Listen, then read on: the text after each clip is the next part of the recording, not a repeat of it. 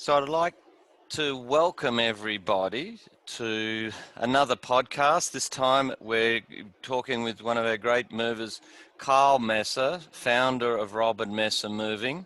And Kyle, it's great to have you on our program. Great to talk to you, and we've got a lot to learn about your company and yourself.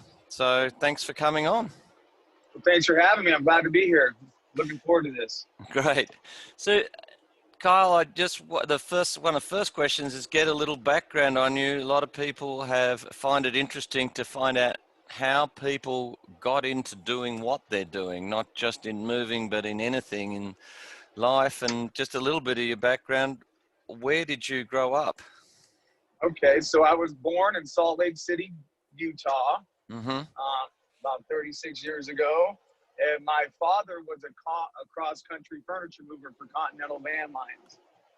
And so on my third birthday, I rode in the big truck with my dad when he moved us from Salt Lake City, Utah to Sonoma County, California. Okay. And that's pretty much where I've called home ever since. Okay, so Salt Lake City, Utah, but you call Salt Lake City, Utah home, but you're living in California, correct? No, I left Salt Lake when I was 3 years old. So Sonoma County, California is my home. Oh, wow. Okay. Interesting. And what was your childhood like then? You were there from 3 years old. Were you skiing out there? Oh, no, out in Salt Lake, I don't remember anything about Salt Lake City. I just remember leaving there, basically. Oh, leaving at 3. I'm sorry. Yeah, leaving at 3 years old. So, so we got to California. My dad opened up a small moving and storage company, and that's pretty much how I got introduced to the industry. So your dad was in moving, had a moving company? Correct. Yeah, he opened that in '87. Oh, wow. And you were introduced into it. This is actually interesting. I've had it before. We've had it where the fathers or parents or family have been in the industry and then got into the industry as well through the family. So you grew up around it all the time. What was that like?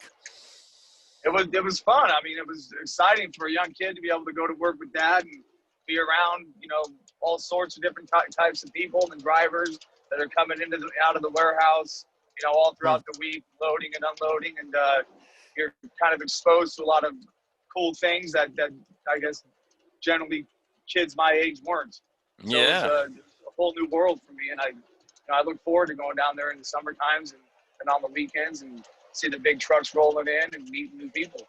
Classic. So how old were you when you were going in there? You were a young kid. How old? Probably like 5, 6, 7, 8. Wow. Around there, walking around, riding around on the forklift with my dad and stuff. And then when I was 14, I started working there in the summers in the warehouse, sweeping floors and putting storage away and stuff. So that's quite an experience. Was your dad doing all sorts of moves? Were they just local moves or were they interstate moves, or what kind of moves was he doing? He was an agent for Red Ball. Yep. And then he switched over to being an agent for Wheaton Van Lines. So Okay. he didn't have any road drivers, but he was a booking agent. He'd book interstate moves and he'd do a lot of local and intrastate work. Okay. Oh, interesting. So, there's an very interesting childhood to grow up around the moving industry. Did you go to college, or what happened in your later teen years or early 20s? So being in the moving industry at an early age, it was really easy for me as a young man to make what I thought at the time was very good money. Mm-hmm. Go to work for a day, and help a driver load around me $200.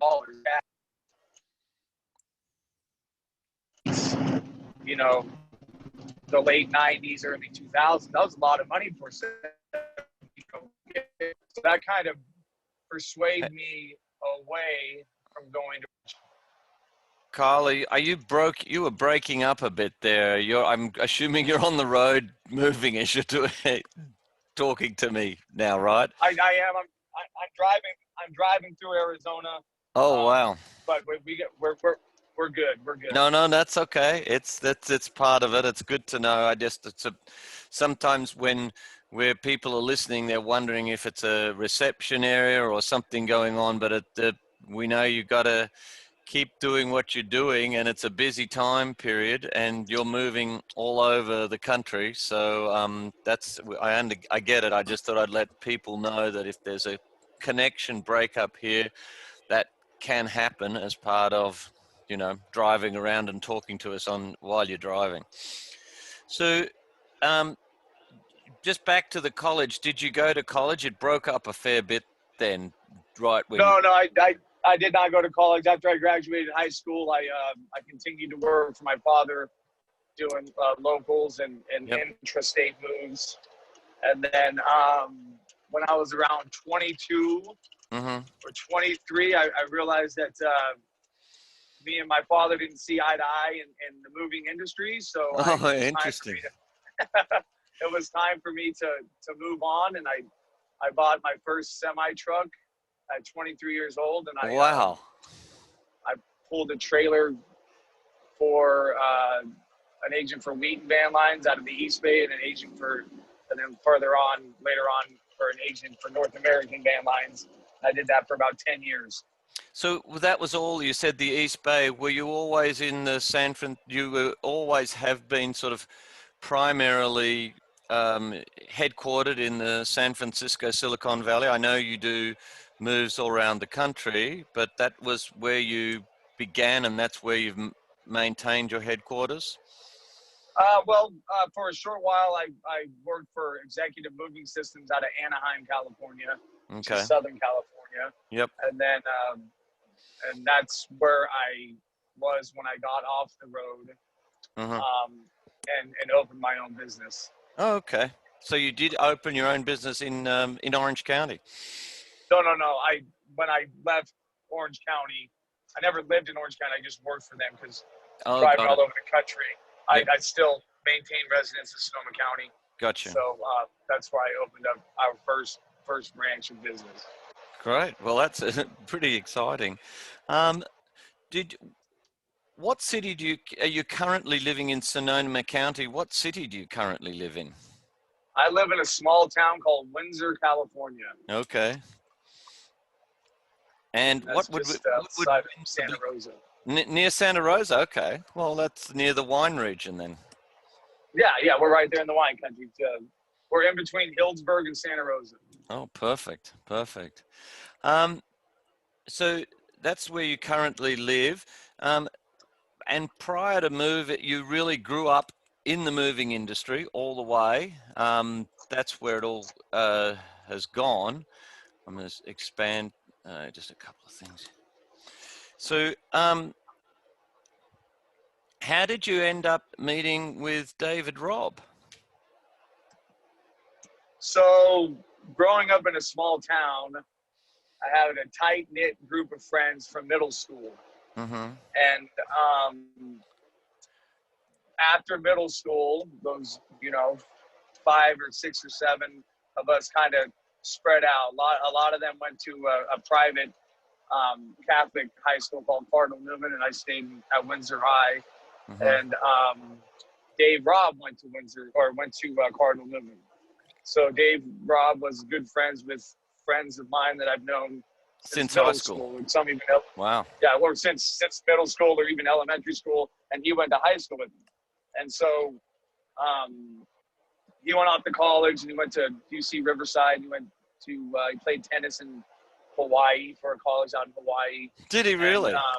yeah, he's an athlete. He's very good at all basketball, tennis, golf. He's a stud. So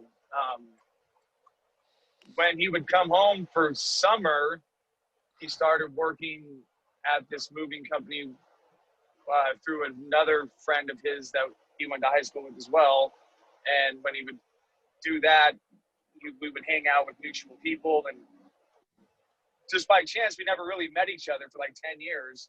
And then I went to a barbecue at his parents' house. And I was on an invitation through his friend, through a mutual friend of ours, and we just started talking. And at the time, he was doing sales for Belfour Moving and Storage, which is the national van lines agent there in Marin County. And So we just when you say sales, would that be he was providing the estimates on the quotes? correct, Yep. correct. Okay. He would go out and do sales calls, and he'd work with customers and basically book move jobs. Right. Okay. And so you guys started talking, and then at some point you decided to begin Robb Messer Moving. How did that come about? So in 2014 or so, I was still running the road, and my son was just born, Mm-hmm. and he wasn't so happy or comfortable with his current employer, Right. and it was ready for me to get off the road. It was time for me to get off the road with Yep. like I have a new family at home and everything. Yep. So we just decided that we'll start our own company, and So you came to the decision together. It wasn't one starting at first. You said, right, hey, we get along well. We've got we work well together. We've known one another a long time. We have different strengths. We could team up together and start this business. correct. So and we when I would come home from the road, we would play golf together, and we would Oh, so talk about this. so you're a golfer. He's a golfer as well. Correct. So yeah, every time I would get into town, every 2-3 months or so, I'd take a week off and we play golf a couple times during my little break. And Oh, so after about 10 rounds of golf and talking about this and doing it, we finally just say, you know what, we're gonna do it. oh, classic. And then you started it, and there you go. And how long ago was that? That was we went down and filed for our PUC, our Public Utilities Commission, our mover's license for the state of California, the fall of 2014. Wow, that's pretty cool. Yeah, So, it's been quite a ride. And for the first year, I continued to run the road to help finance basically what our end goal was to get us right. off the ground. Yep. And that would have been something, getting all the local moves and getting out there and getting people aware of who you are so that you could compete with. I mean, you were already in the industry, so you had some contacts in that regard, but you still have to make people aware that you're a moving company and that you can do a good job for them. Right. Yeah. Yeah. And Dave, I mean, for that first year, I mean, Dave hustled. I mean, I'd be all over the country, and we're renting trucks and having equipment in our garage, and he's coordinating it all, and I'm trying to quarterback it from the phone from 2,000 miles away. And he Wow. really held it together for that first 6 months until I was able to get off the road and give him a hand. That's pretty cool. Yeah. So that's a great background on how you guys began and how it all started. Can you think of what was there for you? Was there a point that triggered you? That was there a moment that you said to yourself, I really want to start this business, start the new business? Uh, Was there something that prompted that, or was there any? It was just something that happened over time. so being around the moving industry my whole life, I've done management when I worked for my dad. I'm comfortable with the industry. I'm comfortable with operating a business. And it was like a challenge. And I always like the new challenge and to try new things and to be open to, and I kind of had the mentality, like, let's do it. Let's go balls to the wall. Let's see what we can do with it. Because at the time, I'm still young and it'll be okay to fail. That's Yes. what was my mentality. I'm going to Yeah. give it 110%, put everything I have in this. And if I fail, I'm going At to learn least that's from it. yeah, and you tried in the process. Yeah. That's a good attitude, really. If you fail, you're going to learn from it. Yeah. And then, I mean, now being in my mid 30s, I don't have quite the same attitude because Yep. I don't feel that I'm still too young to fail. And Yeah. we built this up. I mean, we have, almost 60 employees, 14 road drivers, two Wow. different locations. Actually, Southern California warehouse, and 3 warehouses in Petaluma, California, in the Bay Area. And so things have been kind of going really well for us the last 5 years. No, that's great. That's really great. And you guys are both around the same age then? Is that right? Yeah, I'm like,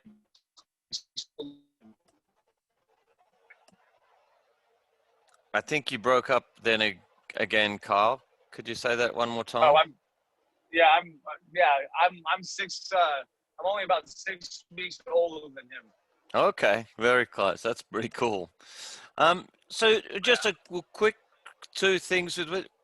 The last 12 months for everyone have been eye-opening, changing, challenging, everything in between. Um, what have you seen as the most, can you think of what you would think would be the most significant changes you've seen within the moving industry? You've grown up around it from a very young age. You've seen a lot of the moving industry, learned a lot, obviously, but from exposure from 5 years old, and now in the last 12 months, all over the world, things have changed so much. What do you see as the changes within at least the United States you've seen as it relates to the moving industry over the last 12 months? Are there any significant things that stand out?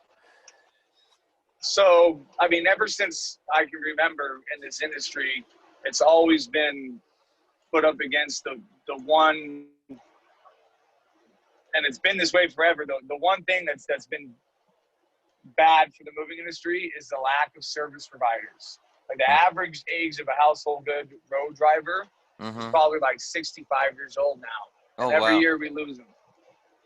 And so those are the quality service providers, the quality movers, the people, the professional van Mm-hmm. operators. Yep. And so what I've seen industry wide is the kind of the lack of professionalism with the new generation coming into this industry. Yep. And as a booking agent and somebody that puts my name on a service and provides promises to people of what we're going to do, it's been very challenging to, and we continue to still maintain that quality of service, but it puts a lot of pressure on our team as a whole when we're built to rely on other major van lines to help us service these moves.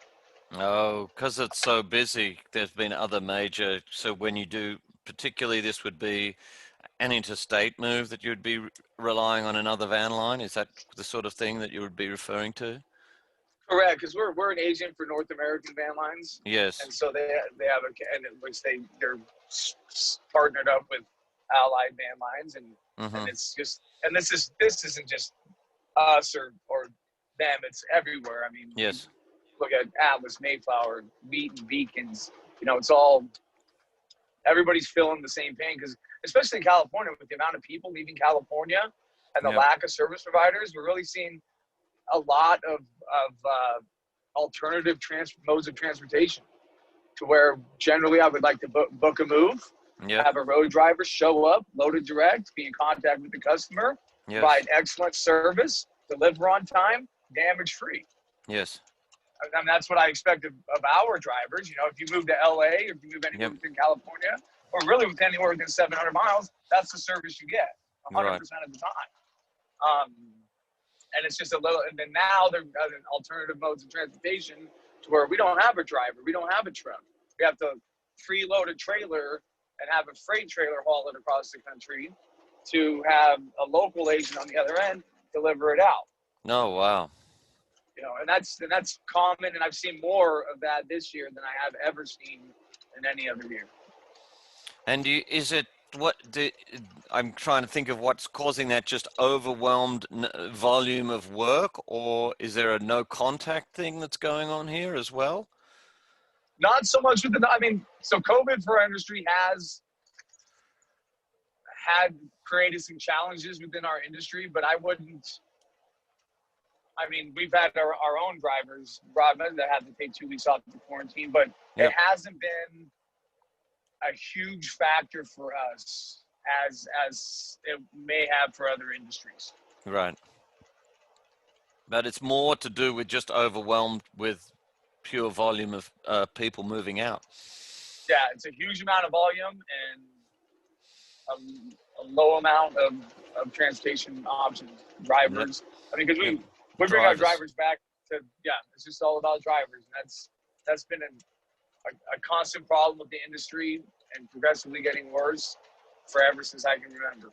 That's very interesting. Very interesting. Well, um, Kyle, it's fabulous to have you on this show and to talk to you. It's really eye-opening. I think we'd like to do this again. One other thing we'd like to do, if possible, with you, would be: do you have one tip that you would give people when they're on move day, or preparing for move? Are there a couple of tips that people just you think that people forget that would really help them and help you and make it more efficient, both time and cost for everybody? I would say, I mean, a big tip would be organized and prepared to move on move day. If you're going to pack all your own items, have it Hmm. all packed and ready to go, and it limits the amount of confusion. And if there Yes. are items that you don't want to go, make sure that they're clearly marked and out of the way, so there's no mistakes and the wrong things getting put on the truck. Yep. And that's it. And then let the movers do what they do, huh? Let the movers do what they do, and then if when you call us and you have questions, and Yep. we're happy to answer them. But one thing that I like to relay to people is you're in good hands. You don't need to stress. If there's things that you're unsure about, or you didn't get around to pack, not a problem. Let us know. We always come prepared to make sure that your move is handled as seamless as possible. That's fabulous. It's been so eye-opening to have you on the show. This really has been a great experience. I'd like to thank you for coming on here. For those of all our guests, please subscribe to our podcast. You can find us on Instagram at Mover Inc., Muvainc. And you can also reach out to Kyle Messer and David Robb at Kyle Messer at robbmessermoving.com, robbmessermoving.com. Until then, thanks for tuning in. Been great having everybody here as always, listening into our podcasts, and hopefully we'll get Kyle Messer back on again to ask more questions. But until then, thanks for coming.